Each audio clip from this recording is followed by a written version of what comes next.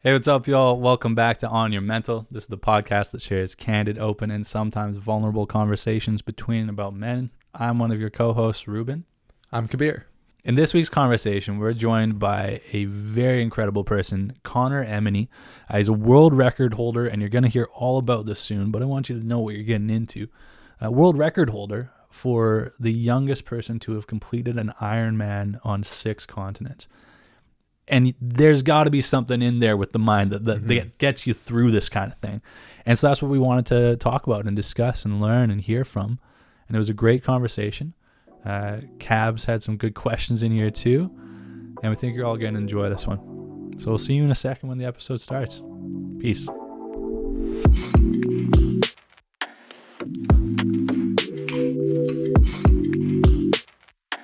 Anyways, we'll jump right into it. We'll kind of get started here. For everybody listening and watching to this week's episode, we are joined by Connor Emeny, and I'm pretty excited to have you here because you're a world record holder. First of all, it is a world record, right? Yeah. Guess so. That's not the only reason why I want you here, but pretty sick, man. Do you mind telling us a little bit about what this world record is so that our audience knows what your history is in a way, or a big chunk of, I guess, what your life is now, I would imagine. Yeah, 100%. So I recently became the youngest person in the world to do an Ironman on 6 continents. Crazy, man. An Ironman, for people I guess who don't know, is comprises of a 3.8 kilometer swim, 180 kilometer bike, and then 42 kilometer run. It's kind of widely considered as like the single hardest day sporting event on the planet. Crazy. How long does an Ironman take? Like on average, like what would be a good time in an Ironman? Yeah, I think average time for like all across the board is like just over 13 hours. Holy shit. Yeah. I mean, I can't even sleep that long, you know? So it's a long time to be moving.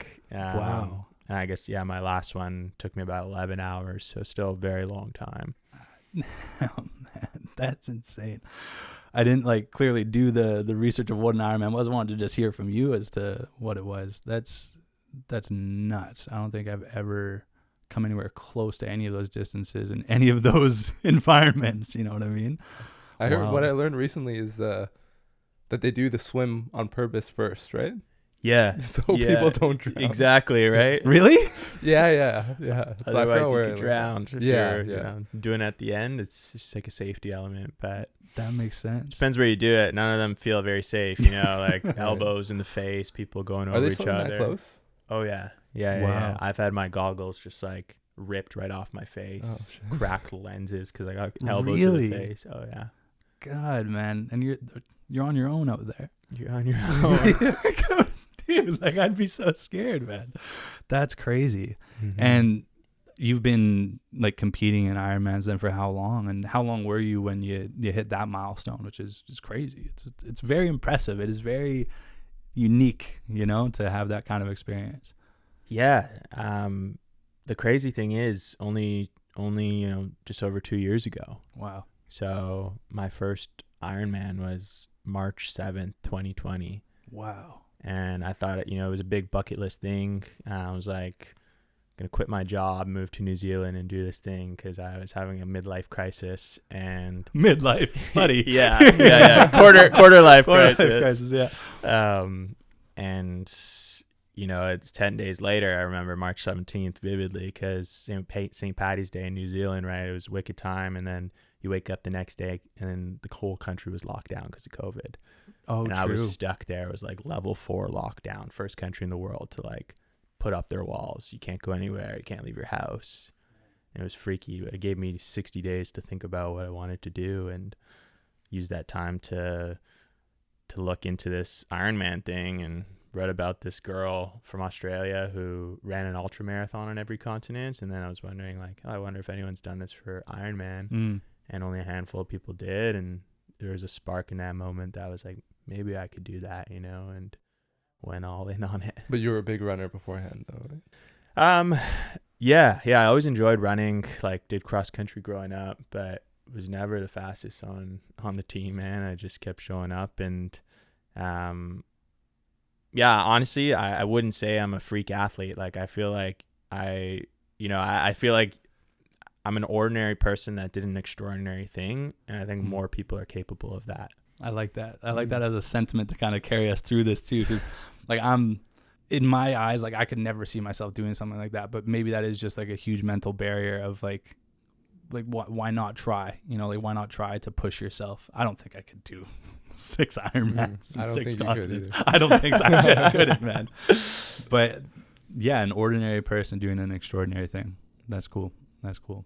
What we also want to talk about today, I mean, we'll get into the athleticism stuff and talk about what that's looked like in your life too. But we do also talk a lot about mental health on this podcast. It's kind of like the main gist and the main point for us being here is that young men, like all of us, we're not old yet. Young men tend to not talk about stuff and be open with each other. So this is a good avenue to do that.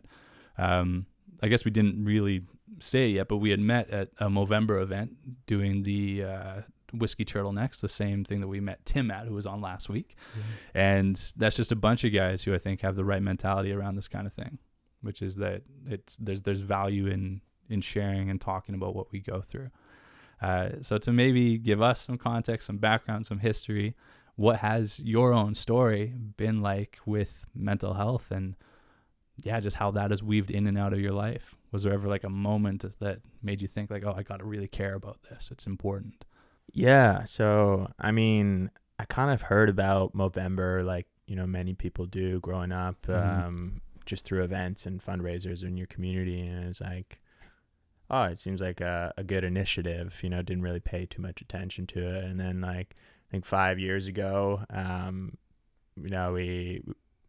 we were tasked for an assignment to like look at a charity that meant something. And I was like, well, men's health sounds interesting. I think that's a relevant conversation to be had, and I want to learn more about it. So it really just started as an idea. And then over the last 5 years, people around me were starting to, deal with these mental health struggles, from anxiety to, suicide to heavy topics.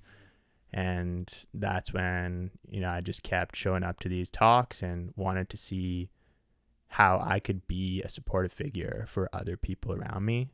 And as of late, it's impacted just a bit closer to home with somebody near and dear to me that's working through their own demons and challenges. And I think that, through what I can do is educate myself, learn about it. And I think everybody goes through something, and you can learn something from everybody. And for me, it's just like, how do I be a supportive figure in other people's lives? And that's kind of my angle towards mental health. Interesting. Yeah. So you, like, from the onset of when you started caring about it, it was more of, nice horn up there. It was more of like, how can you be there for others? Yeah. I think that's a characteristic I've grown up with. I had 2 older brothers, or I have 2 older brothers, and we've always cared for each other. So when things go wrong, they were by my side in the schoolyard, and if things go wrong for them now, like, I want to be by their side when I can. And I'm not saying that I haven't dealt with anything myself. For me, like, especially these last 2 years, working a job, quitting a job, living in 10 places in the last, 18 months. I had a couple panic attacks. I had a couple of these moments of like, what the hell am I doing? Am I doing the right thing? Am I doing enough? Is this really a dream that's worth, chasing? And my outlet for dealing with it all has been through sport.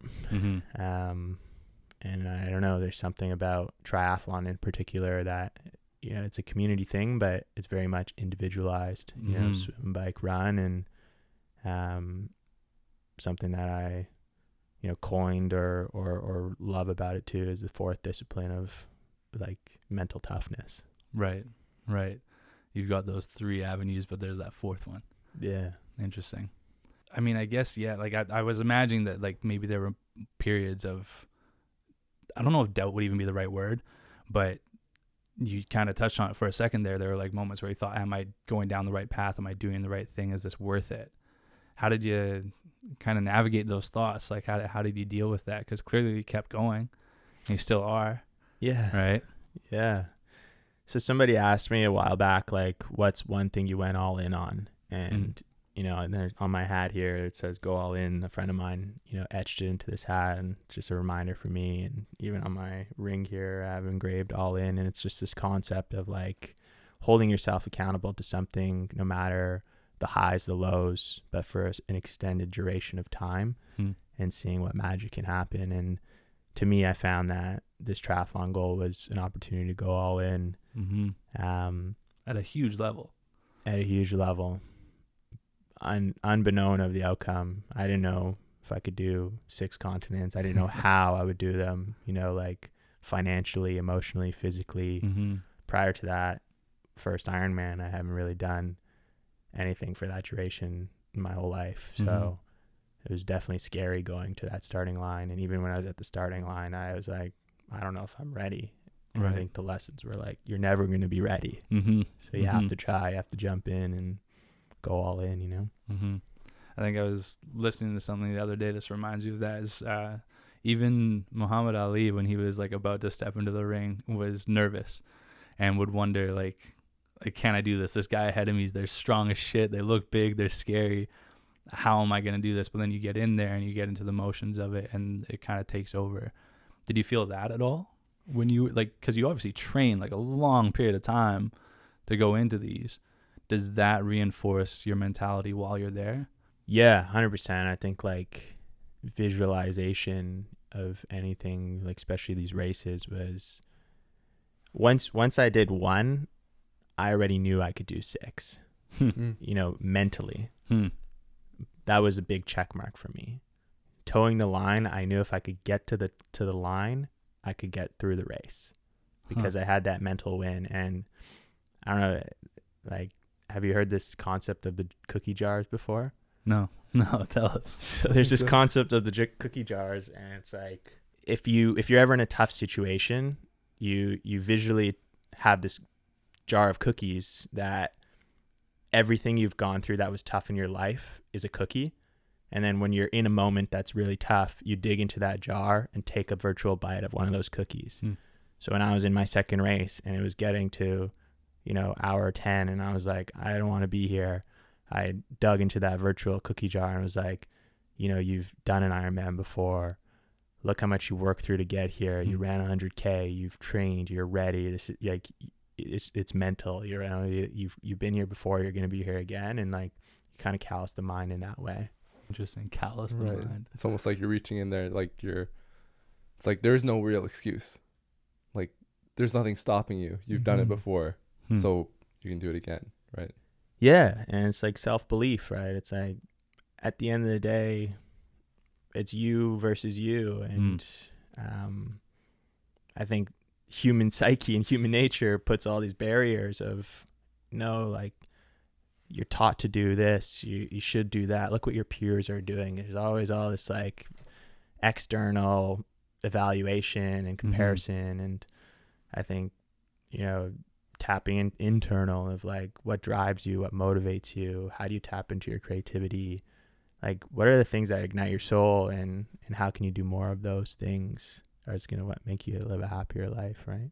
Like where did you learn that from? First of all, the cookie jar bit. I read that out of David Goggins' book. Nice. Yeah. Sick. David Goggins is stay hard. Yeah. Stay hard. And you know, like I think he's an incredible guy, obviously, with some of the things he's done, but you know, like duct taping your ankles together and running a marathon isn't the message you want to be portraying to everybody. He did that? Yeah, he like broke his shins and duct taped them, and Yeah, he would bind his hands behind his back and his feet together, and he would throw himself in like a pool or something, and he'd swim to the other end. And he would before that he would give a little speech and be like, "Oh, I used to be shit scared of water." Yeah, right. Dude, It's like crazy. these crazy outlandish things. Yeah. But if you break it down, there's big lessons in there, and I think things that everyone can live by. And it's this concept of like microdosing discomfort. What, you know, like, can you take a cold shower in the morning Mm-hmm. and start your day with something hard, sets the tone for the rest of the day. Right. Or there's this guy, Jesse Eitzer, and he talks about this Japanese proverb called misoji. And the concept is like, can you do something so difficult once a year that everything you do for the remainder of the year is just so mentally more achievable? And he went and did like 100-mile run, and it was like the hardest thing he's ever done. And he hated every minute of that 36 hours it took him. But everything else the rest of the year outside of physical pursuits became that much more, you know, possible. It's interesting, like that kind of perspective of like you do this crazy physical feat and somehow that can make your mind go to things that aren't physical, just as you said there, and think that they are easier, like, or easier than they would have been otherwise. You know what I mean? Mm-hmm. Do you feel that way at all about like what you do? And that this might be getting ahead of ourselves a little bit, but we'll get more into it. But like doing these Ironmans, right? Ironmen? What you call Ironmans. I think it's Ironmans. It's I gotta think be it's Ironmans. plural of Ironmans, right? Yeah, So- no, but it's Ironmans. Exactly. There's no. Yeah. There's no. There's no men in here. Toronto Mans. Like, there you go. Same. Yeah. Yeah. Do you feel like having like gone through these, do you ever experience that where it's like other things in life seem easier?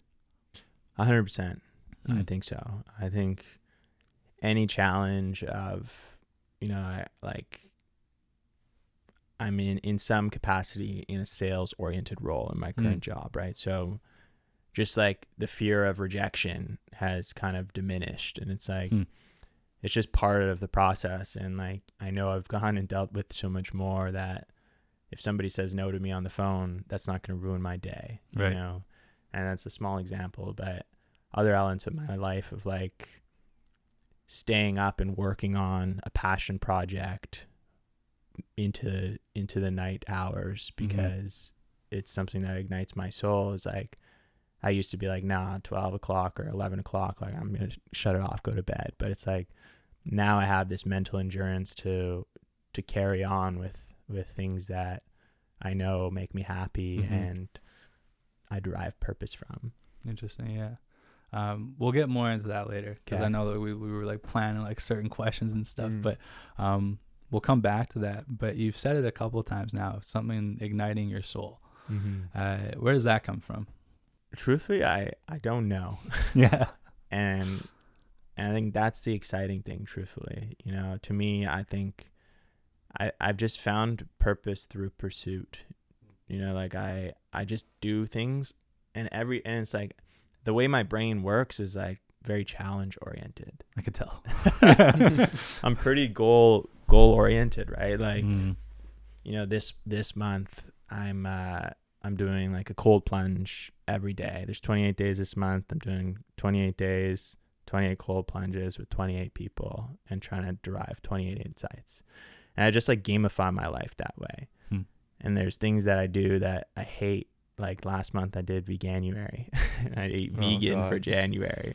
And there's nothing against nothing vegan, right? No. But I just, But if you didn't have to, right? It's like, you don't have to do these things. But in life, you don't have to do anything. Microdosing discomfort. Exactly. If you can come back and do these things, whether it's for a day, a month, a week, a year, that are like challenging you, you start to build new thresholds. And then back to your, you know, question of igniting your soul, the more things you try, instead of finding what you like, you really quickly find out what you don't like. And I think by process of elimination, you start to put the pieces together of what you do like. We've had that come up like a couple times on other episodes. The idea of like try everything, like try whatever you want to try, because you find out the stuff that works and doesn't work, right? It makes sense. It sounds like obviously fitness is a huge thing. Staying active is a huge thing for kind of maintaining and upkeeping your mental health. It also sounds like setting goals is major to you as well. What else, including those things, I guess, like feeds into your mental health and keeps you sharp, keeps you in shape? Yeah, I think it's community, seeking Mm. out like-minded people, and I really believe in you're a product of your environment. The people you show up around is who you're going to be, who you're going to feed off of, and it's so important. So, lately I've found cold exposure has been really great for, my mental health and bringing people together, because when you're in the cold water, you can't think about anything else other than survival, right? And the presence and present. Okay. We'll go with that. Sure. It's always a present. Mm. And that's been a huge, simple thing, accessible to everybody, whether it's through a cold shower or walking into the ocean, that you can do in 30 seconds, a minute, 2 minutes, each day. I think you'll really notice benefits. Can I ask, like, when you first started doing cold plunge stuff or cold showers, whatever, Yeah. did you just jump straight into being in there for like 2 minutes, or did you ease into it? Did you build up to that kind of level of tolerance? Because we've heard this as a suggestion before, right? Of something you can do for your mental health, because it does center you. It makes you focus on nothing else but being there, right? Wim Hof talks about it. I'm sure you've heard of Wim Hof, Iceman. And then our friend Joe came on and he talked about it. Our friend Jesse came on and they talked about it. And the benefits are clear, but I've still been too chicken shit to do it. You know what I mean? I've thought about like, oh, maybe I'll run a cold shower this morning. Nope. Yeah. Haven't done it. So how did you start doing it? Just one day, just started with the cold shower, and I hated it. I hated every second of it. Cold from the start. Cold from the start. Oh, I've never done that. You just jump in. You switch from hot to cold. Oh yeah, I'll finish off like the last 30 seconds, like as cold as I can tolerate. Yeah. I mean, that's a good way to ease into it though. But my mind was like, just start, jump in, deal with the discomfort. And I'm not gonna lie to you, like, I've been doing it for like a year now, or more or less, and I don't like it still. Still daily? This month I'm doing daily. Just this month, yeah. Weekly for sure. Wow. But yeah, I hate it. Yeah. Truthfully, I hate it. I don't like any second of it. I don't want to be in the cold water. But I know it's good for me, and it really sets the tone for the rest of the day. No kidding. So physical stuff, getting cold, and community. Yeah. You mentioned community, and I know like before we came in here and started talking, you originally moved here in Vancouver from Toronto. And when you were doing these Ironmans over the last couple of years, you said that you've stayed in 10 different places. Yeah, 10 places in 18 months. 10 different places in 18 months.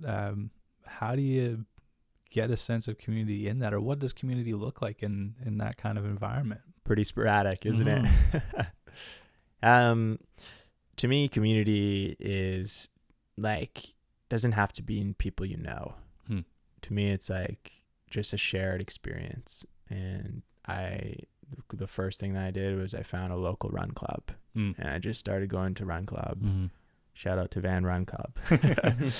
And then, it's just like over time, just found I did volleyball on Tuesdays off like Jericho Beach. And I was like, maybe I'll join a basketball intramurals, which I didn't like. I'm not very good at basketball. I feel like I got like 2 left arms and 2 left legs. But yeah, man, I just keep showing up. That's the exciting thing. That's like before tonight, I went to this random art show exhibit, and I knew like this girl vaguely who's hosting this art exhibit, and she just posted it on her story of like, hey, having this art exhibit. And I was like, I don't know a single person there, but I'm gonna go support, show up, and just say hi. And I met some really incredible people. And I think it's just like, just keep showing up to new places and meet interesting people, and there's like great power in serendipity. I think you find the right person at the right time that opens your eyes to something that maybe has been around you but just not articulated in a way or presented in a way before. It sounds hard to do to me. It's so outgoing. Like it's that to me sounds like microdosing discomfort in a way, right? Like even through community, like you're putting yourself in new situations with new people and just accepting whatever the outcome of that is going to be. I mean, even you coming here, you know what I mean? Like we Yeah. barely talked I don't think we even like I don't think we really did. talked at the No. event. We listened to you talk, right? But here you are, which is pretty cool. Yeah, and it's fun, right? You know, feed Mhm. off of energy. And one of the things that I was thinking about my way over here was like, why do I like these? And what I like is doers, people that do things. And you two are doing something. You're doing something for yourself, but for the community. And like, I feed off of that, you know, and that's the type of people that I want to be around. So It makes me feel good. there you go. There you go. Very sweet. I'm honored to be here. This is great. We're honored to have you, man. For sure. Yeah. Let me reset these cameras. Nice. I gotta pee. Hot break. I'll ask you that thing about Ironman while you were in there taking the world's longest pee for God's sake. Energy drink went There right through you, man. There you go. There's a world record for you. Nice. Yeah, we wanted to touch on like why you started doing triathlons and Ironmans. Yeah. So it was in first year university. I grew up playing hockey competitive, had some bad concussions, decided not to pursue hockey anymore. And then first year I was like, what teams am I going to try out for? What am I going to try for fun? And then two of my high school friends and I, who all went to the same university, were like, let's try out for the triathlon club. And it was hilarious because like one of the guys couldn't swim, so he didn't make it past the swim test. He was like doggy paddling in the swim strap. I was like, oh man, poor guy. And it was only like 15-minute swim, which is a long time if you haven't swam. to be in the water. Yeah, But and then the bike happens, and my other buddy's bike tire popped, so he didn't make it past the bike Because of the bike tire. Come on. And I was like, ugh. But I ended up continuing through and did the run, and like was like, wow, I really enjoyed that. And there's some cool people there that I was chatting with, and I was like, you know what, I did well enough to like, you know, make the club team or whatever it was, and it's like, I'll give it a try. It was pretty low commitment. And long story short, there was a guy there. We started doing all these races, but they were short circuit, 15-minute swim, 15-minute bike, 15-minute run, all timed. There was a guy there, and by the name of Ben Rudson, who I would compete head to head with, you know, beat him in a couple of races. Is your rival? Yeah. And then he went off and, you know, went to Ironman World Championships in Kona and came 14th in the world for our age group. Wow. And I was just like, back to this ordinary person doing an extraordinary thing. I was so taken aback of like, I beat this guy in races. Like, how did he do that? Yeah. And it blew my mind. And I remember it was like 2015, and I sent him a text message or a message on Messenger, and I was like, by 2020, I'm going to do an Ironman. And in 2020, I did my Ironman. That's sick. And I responded back to him. I said, thanks for the inspiration. That's awesome. But it just takes one person to show you what's out there. Yeah. And that if they could do it, then you can do it. You Right. know? And it was just like, and I had the same shaking fear that there's no way I could do that. You know, It was like, this guy must be made of something different. And then you start thinking about it more. You get more exposure. And anyways, that's the story of how It I sounds got like a into cookie it. jar. Yeah. You beat Yeah. him before. You Yeah. could do it again. Yeah. It's funny Yeah. because we try not to compare ourselves, but in some of these situations, it's good for us. Yeah. You know, it comes out as a good result. Yeah, and something I heard a long time ago was like, jealousy is actually a sign of or a clue of where you want to be. So if you're jealous of somebody for something they're doing, you know, that always seems like a negative thing, but really if you think about it, they have something that you don't have that you want, and it's a clue to work towards and get it. And if you take out the person to person aspect of jealousy, right? If you isolate it to being like, I want to be able to do that thing, or I want to be able to have that thing, whatever it's going to be, then it's not like a negative feeling towards that person. It's motivation, Exactly. right? It's something that's then fueling you to get to that point. Yeah. That's cool. That's cool. Because it's like without someone there to compare to, in this sort of situation, then you don't see yourself getting to that goal. It's almost like it's showing you the stairs to that goal. Because without that person, you might not even look that way. Yeah.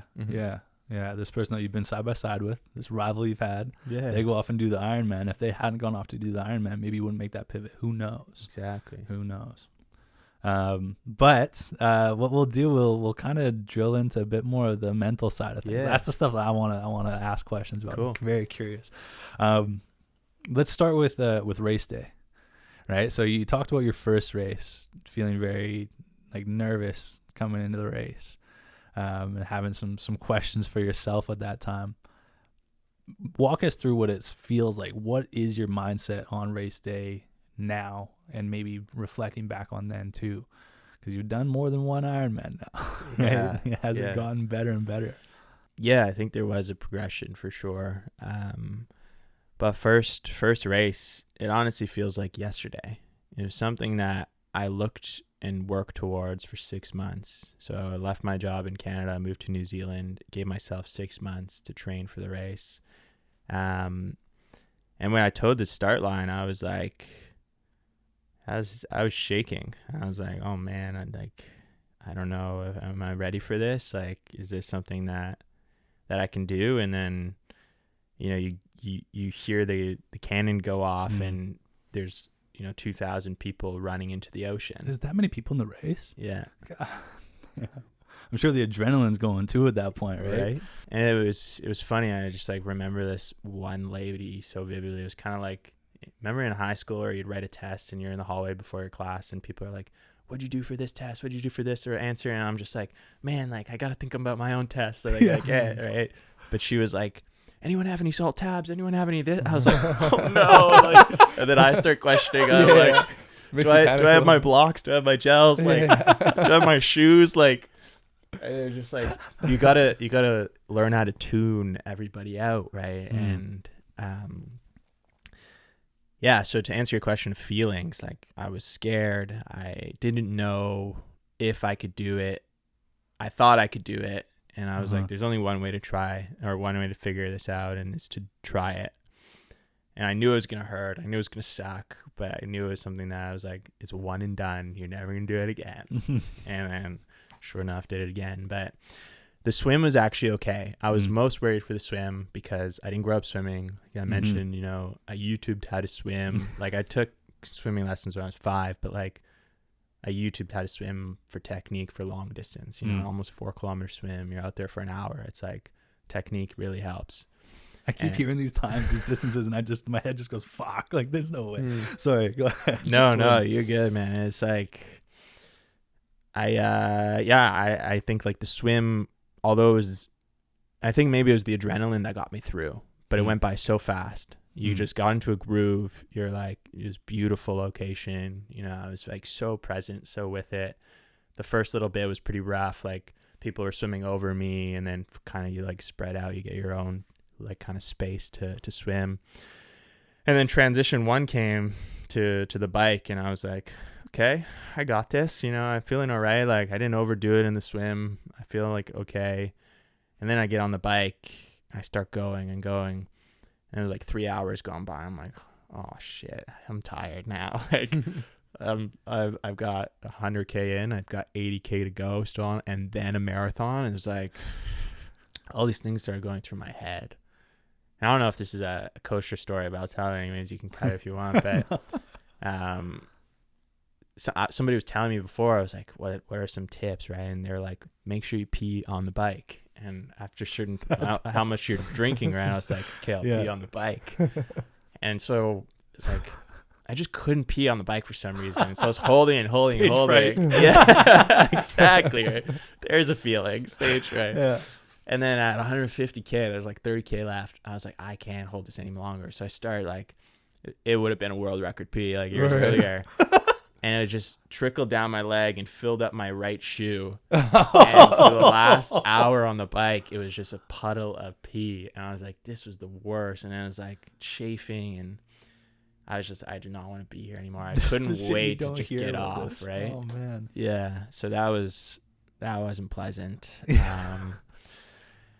And then the run, like by the time you're done the bike or near the end of the bike, your mind switches and it's like, I can't wait to start running, because you're like, I just want to get off this bike. But then you step off and your legs are like jello and you practically fall because your legs are so tired. And these are just feelings I'd never really experienced before. Like I did shorter distances to work up towards it. But yeah, man, in the run, started kind of zoning in and out. I was just like lightheaded. And I don't know, I just keep running as much as you can, just don't stop. You're going to get there. And I missed my goal time, but that was okay. I was like, I completed it. And, he has the PA on there. He's like, Connor, you are an Ironman. And it was like, this is a pretty special moment. And then, you just learn and iterate on the next ones. But man, that's really, really cool. So carrying into the next ones, and like maybe thinking back on your most recent one, then like that need to be present and block out the noise, is that something you've gotten better with over time? Because I imagine you at that start line and the woman's yelling for the salt tabs. Like, do you even hear that anymore?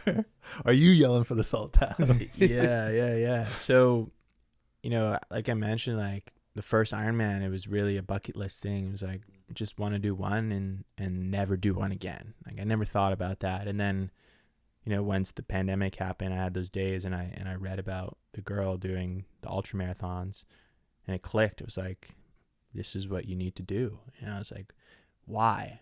And it wasn't about the physical pursuit. It was about the life experience I would get from it, who I would meet along the way, the lessons I would learn, the places I would get to visit, and the stories I'd be able to share that really were like at the forefront of why I wanted to do this.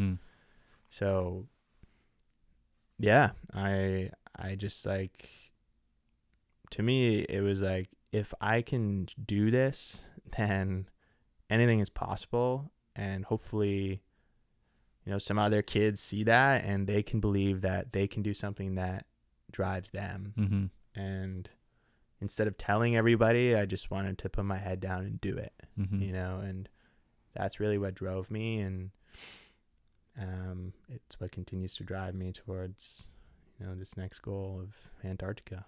Oh, no way. Really? Like, not an Ironman in Antarctica. You can't do that. Yeah. Whoa! Was that a thing? It's not a race. It's not a sanctioned race. But yeah. I want to be the first person to do an Ironman on 7 continents. That would be wild. Yeah. So I'm planning, working towards it, and gonna make it happen. I don't know how yet. You are gonna make it happen, man. All the logistics, same feelings, but yeah, that's what I wake up. How do you even train for that?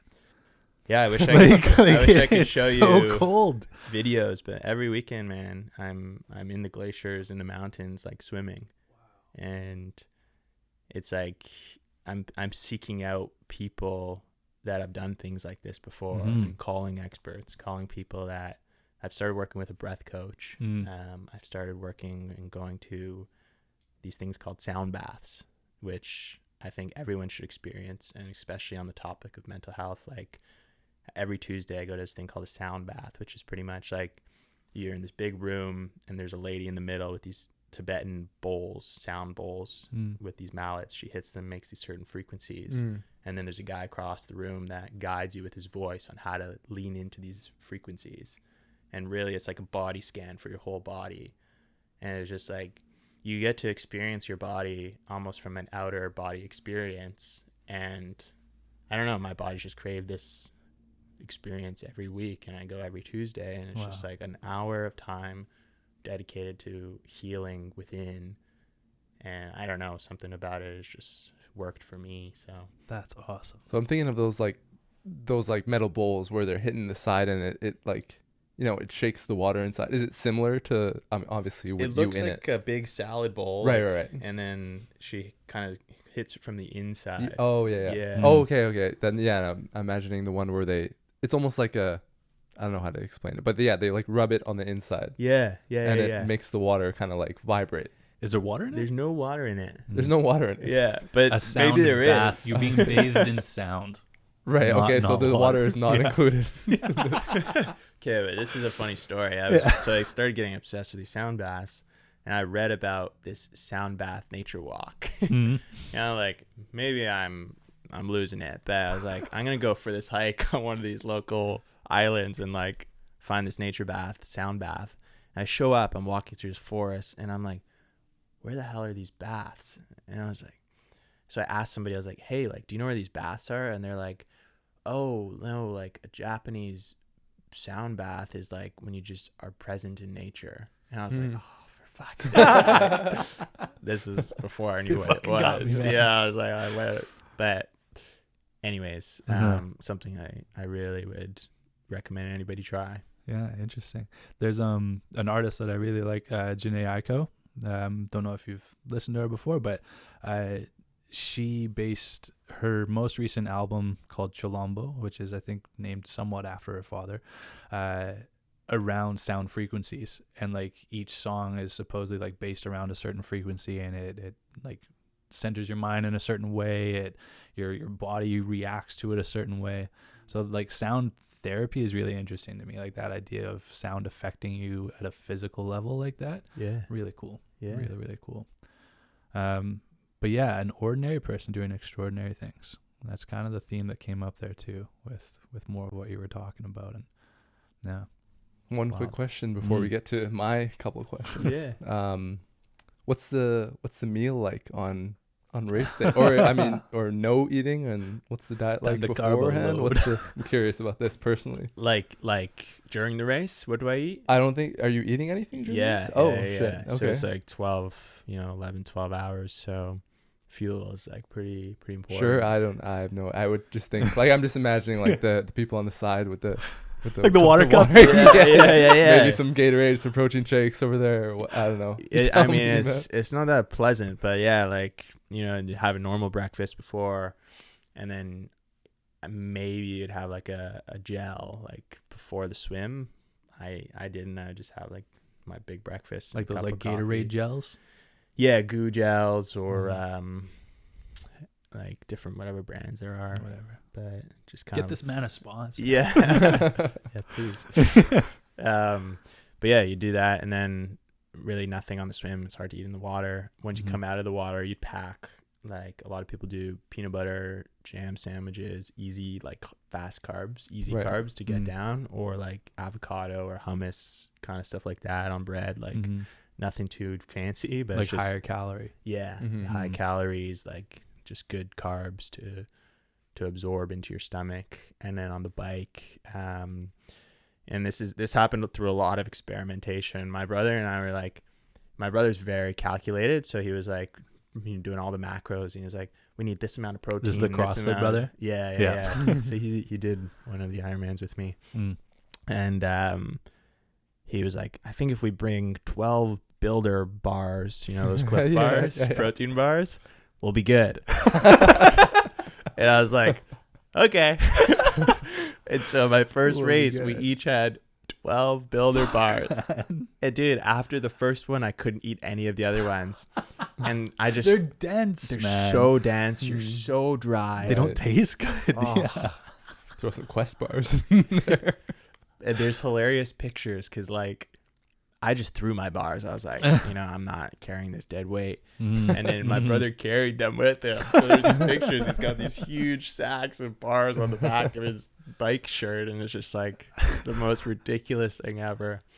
But over time, I've moved towards like a comprehensive drink mix. So it's got like protein, carbs, electrolytes, salts, slow releasing kind of like amino acids and everything into a drink that's easy to just put down. And I have 2 bottles, and then like 90K, there's something called a drop bag. So on the bike you can get off and get a bag and eat whatever you want. So people do what they crave, like donuts, or I always used a veal sandwich or like chicken sandwich. Buddy. Oh, really?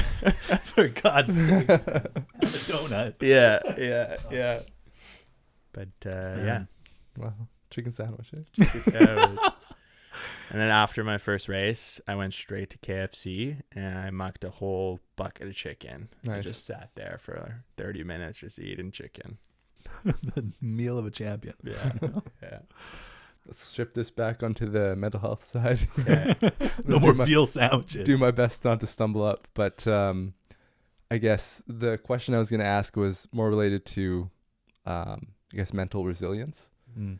And when we think of like athletes, especially athletes as like Ironman or people that compete in the Ironman contests, we think of them as very mentally strong, or, you know, people that are able to grind it out and put away their self-doubt.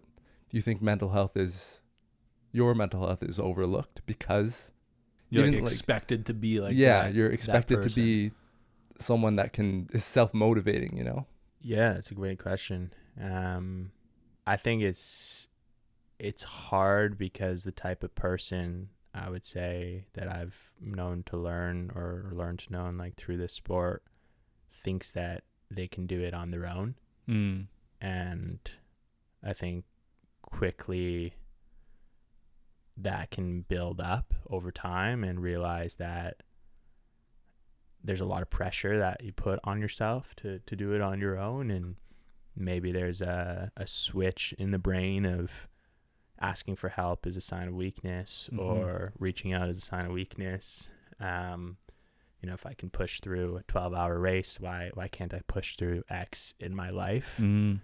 I don't know the answer to that. I think, to me, I think for a long time I thought like I could just figure it out on my own, but you know, joining like the Movember group and speaking to other people and sharing, you know, my situation and things that are close to me, like, has really been a positive outlook for processing the unknown of like the answers or trying to know the answers. Mm. And I think more people should be okay with asking for help and realize it's a strength, not a weakness. Do you feel like there's like a needle shifting in the right direction with that kind of thing? Because I feel like it's maybe people with more of a traditional mindset of like, oh, I can just deal with whatever I'm going through. In the athletic world that you live in, are more people comfortable with reaching out for help when they need help? You know, for myself, I think it has been hard to reach out for help. And I don't know why. Right. I was going to say why. Yeah, I don't know why. You know, some people find it easy. I think there's this wall that's around me of, you know, almost this facade of making sure that everything looks okay or feels okay. You're the Ironman. Yeah, right. And I think that's hard, right? It's like maybe to you or people around me, they see me as this Ironman, but I think that's not who I am. You know, I'm Connor, and I'm an optimist, and I'm, you know, a creative, and I'm so many other things. But you know, my fear truthfully is like, who are you without your greatest characteristic trait? Right? And how do you think about yourself as that? And I think that's a question that is a challenging question, but needs to be faced, and something I'm unraveling and seeking help with, you know, not trying to uncover that. Yeah, it's perhaps a thing that you find the answer to with time. It reminds me of what the I forgot his name, so I apologize if he was watching. He was at the Whiskey Turtleneck event, and he was one of the guys that said he played for, I think it was UBC on the football team. Oh, yeah. And after he finished playing, he was having, I guess, trouble finding out who he was now that he stopped playing. Yeah. You know, so. Yeah, take away that thing. What are you? Right? Who are you? I guess. And yeah, it's like, you know who you are, you know, but it's that idea of everybody else knows me for this. Right? So like, what are you to other people? Because that's like a reality of existence, right? Like you are seen by other people in a certain way. People perceive you as something, and people know you as something. If that thing's gone, what else is there? Mm-hmm. And you know what that is, but how does that present out? This question that you asked, Kabir, it makes me think of you in a way, Cabs. But when I look at someone who is clearly athletic, like both of you guys look strong. You know what I'm saying? You're a big guy, Cabs. Like tall, more athletic, and then me. And you're Strong. big, strong guy. And when I look at people like that who are like obviously fit, there's a piece of me that does think like you can't be weak in any way, right? And I think maybe that's just my own attachment to like weakness being represented in like looking for help mentally or struggling mentally or just dealing with life, right? It makes me think like you can't be weak. You're always strong. You look strong. You've got to be able to be strong. Do either of you ever feel that way even about yourselves? Like, do you, like Cabs, you go to the gym so often, right? And it's such a big part of your life. Do you ever feel like if you weren't as strong, you somehow weaker mentally too? Oh yeah. Yeah? Yeah. Yeah. Yeah, like we've talked about this before, where I found a direct relation to basically how often I gym in my mental health. So if I'm missing even like a day more than I should, I can feel the dip in my mental health. There's self-doubt, less confidence, less wanting to go out and like see my friends and stuff like that. There's unfortunately A like connection. there's a big connection. Yeah. And I've found my comfort with it because it helps me stay consistent, which I do appreciate. But if, like, for example, I have reoccurring injuries once in a while, but when that injury does come, there's a lot of doubt. Derails so much more than just the physical aspect of things. For sure. Yeah. It leaks into every aspect of my life. Leaking all over. All over the place. All I'm over. soaked. I'm peeing on my bike. Yeah. Yeah. Puddle. How about you, Connor? Do you feel like I don't know if pressure is the right word or not, but do you feel like you have to maintain that in order to feel strong in other aspects of your life? Short answer, yes. Mm. I think, a healthy body leads to a healthy mind, and I believe that.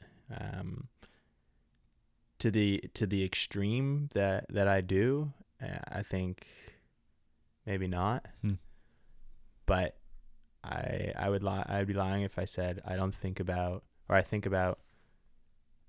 I always think about this like itch of like, when's the next big challenge, or when's the next big like thing I can do, and it's like, I don't know if that's healthy, right? It's like, at what point is it going to be enough?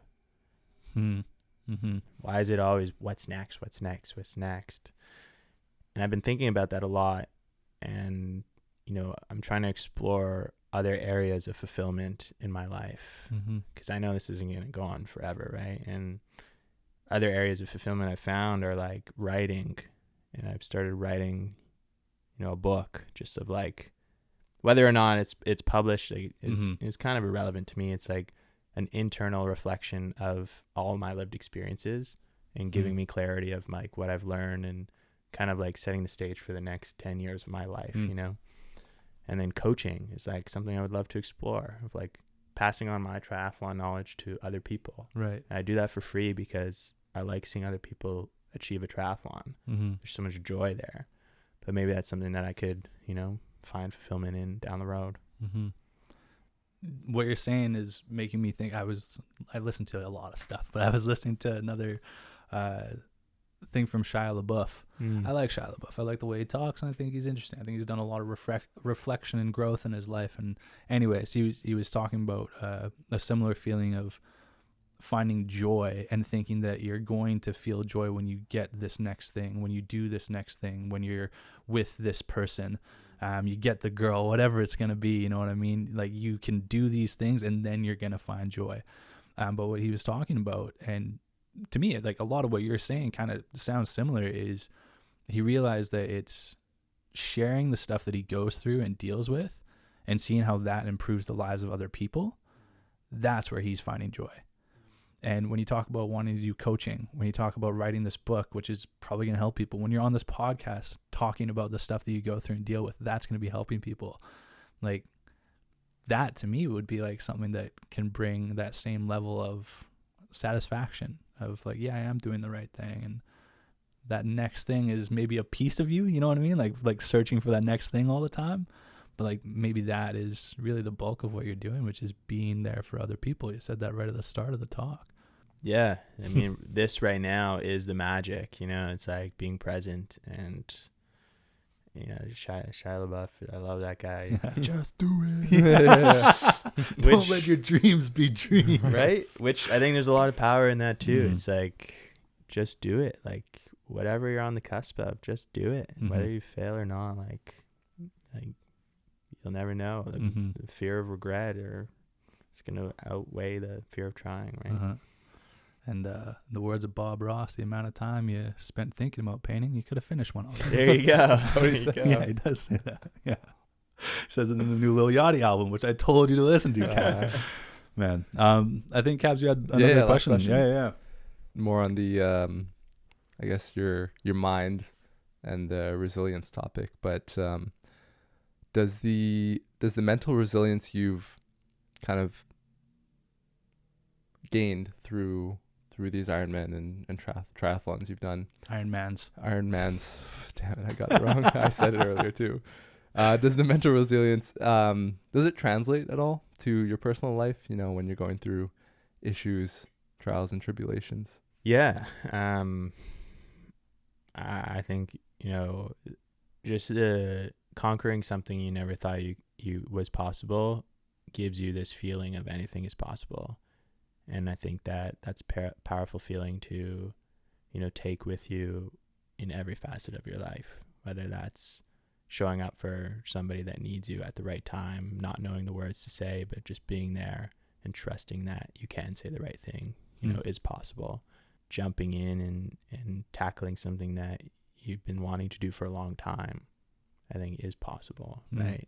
And yeah, I really, you know, that, like Steve Jobs quote of like, you can't connect the dots looking forward, but you can connect them looking back. Like, when I was doing these races, I didn't really know my why, but I knew that I'd find purpose in the pursuit of doing it, which I did.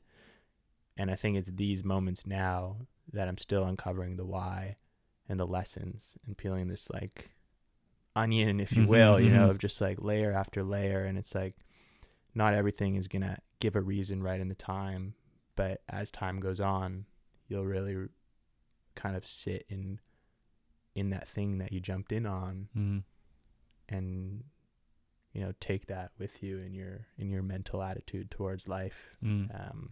Yeah. Self-belief. Jumping in. It's like the fact that, like, I thought that was an interesting example you gave just now of like being able to be there for someone, not knowing if you're going to say the right thing, right? I mean, so much of what you said today, Connor, is like anchored around being there for other people, which is it's a great way to kind of live, you know. But you've done the impossible. To me, it's the impossible, and to you at one point was the impossible of completing an Ironman. You can do the impossible of being there for somebody. You can do the impossible of choosing to hop continents and move to New Zealand and train and do an Ironman over there for the first time, right? It translates in ways exactly what you're saying, that you can just do it. Yeah. Right. Just be there and be present, and pretty incredible. If I was to sum, you know, that up, that lesson is like, it teaches, if anything I've taught or I've learned is like, do the thing that scares you. Whatever that is, if it scares you, that's a good sign that it's worth pursuing, worth, you know, doing. Because if it was easy, everybody would do it, you know. So my advice to anybody is dream big and go all in on it. Do what scares you, Mm-hmm. and if it doesn't scare you, then you're not dreaming big enough. I love it. Mm, I love well it. said. Well said. I don't want to take away from that at all, so I'll let us kind of wrap up around there. I'll That's take it. away from that. Yeah. Oh, there's one more question that I know you need to ask. Okay. One last question. Who's my Very favorite rapper? Very No. very serious question. Mhm. Why did you quit the role of Captain America? You're a goddamn stud, Connor. You son of a bitch. We We've been joking about it the whole time. I think we were joking about it at the Whiskey Turtleneck. At the thing, Whiskey right? Turtlenecks. You're like, This guy, looks I'll like- pull up a picture. This guy shows up in a burgundy, nice Yeah, that maroon was a nice suit, That was a nice suit. turtleneck, looking slick. Fuck, man, unbelievable. And then he starts talking and he says, "Oh, I've done 6 Oh triathlons." shit. Okay. Like, oh my god, man. No, Easy replacement for Chris Evans. Yeah. Chris Evans. Yeah. If only he could get 1/1,000,000th of his paycheck, that would be nice. You'd be set for as many Ironmans as you ever want to That's do. right. That's man. right. Man. Joe's Iron Man, not Captain America. Yeah, exactly. Connor, thanks for coming in, man. Thanks for coming in and just sharing your perspective on life, dude. It's you've done incredible things, but I really like what you said at the beginning. You've said it in the middle. You've said it towards the end here, which is you're an ordinary person who's done extraordinary things. And I think that is one of the main lessons I want to take away from this, which is that like nothing really is impossible until you start really doing it. You hear it so many times, but I like that way of saying it. You're an ordinary person who can do extraordinary things, and our audience can do the same, and that scales. An extraordinary thing does not have to be an Ironman. An extraordinary thing might be for you the difficult conversation that you're afraid of having this week with a person that really matters in your life. That is extraordinary as well, but you can do it. You just can.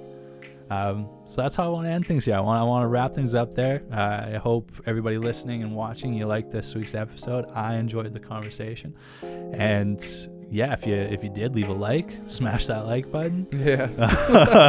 Leave That's a what I comment. usually say. That's nice. And of course, make sure you're following or subscribed to the podcast, and we will see you all again next week. Peace.